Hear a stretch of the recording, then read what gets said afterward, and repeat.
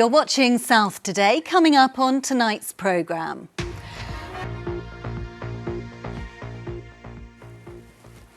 Hello, a very good evening to you. I'm Jo Kent. There are fears tonight that many victims of the Windrush scandal here in the South may be missing out on their compensation and legal documents because the system is just too complicated. 5 years ago, it was revealed that thousands of British people, mostly of African, Asian and Caribbean backgrounds, had been wrongly classed as illegal immigrants. Compensation for that injustice and help acquiring documentation was offered.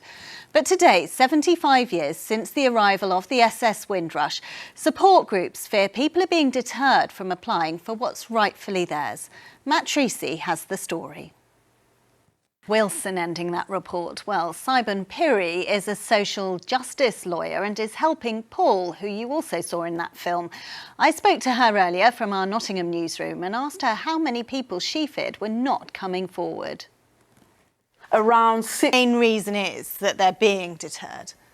You know, due to the trauma, they may be subject to that. So what do you think needs to be done to encourage people to claim?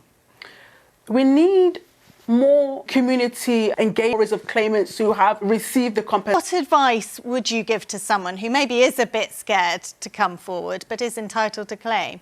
Reach out to your local councillor, your MP, to see if you do meet the criteria. And once that's been... Well, staying on the subject of compensation, a survivor of the contaminated blood scandal from Dorset says today's call for urgent compensation has been a long time coming. Up to £30,000. More tributes have been paid today to 3 young men who died in a car crash in Marcham in Oxfordshire earlier this week. The teenagers were killed when the BMW they were passengers in hit a tree on the A415. The driver of the car, another teenager, remains in hospital with life-threatening injuries. Brennan Nichols reports.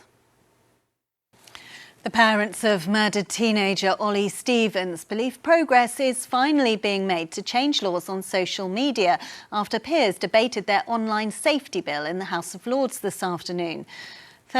You're watching South Today. Do stay with us. Plenty still to come, including the sport with Lewis, when we'll meet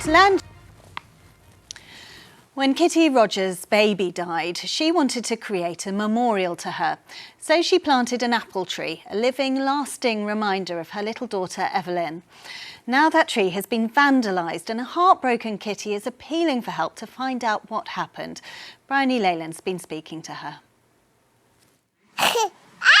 She had the most beautiful... Obviously devastating for Kitty. Let's hope she gets some information. Now, when police officers put themselves in harm's way, they're not alone. Officers are often supported by police dogs in dangerous situations. So now canine teams in Wiltshire are being issued with special body armour, just like their human partners, as the force deals with a rise in knife crime. Scott Ellis has the story. This is Elvis. Hopefully Elvis and his mates could be safer now. Right, let's move on to sport then. Lewis is with me and we're starting with a sport. It's had a bit of a name change. No one knew in the office, did we? Exactly, yeah, it was still successful and it's really difficult. It relies a lot on core strength as well, but it's a fantastic sport. And a piece of history was made at the European Games as well today, Jo. So plenty of sport around today. Oh, great. That's come round again quick, hasn't it? Great. Now, she's become known as Britain's answer to Taylor Swift with 500 million Spotify streams and a smash hit debut album on Ed Sheeran's record label. Now 23-year-old Maisie Peters from Stenning in West Sussex is playing Glastonbury's main stage tomorrow. Yeah, Ellie Crizell caught up with her before an earlier gig closer to home at Brighton's Chalk nightclub.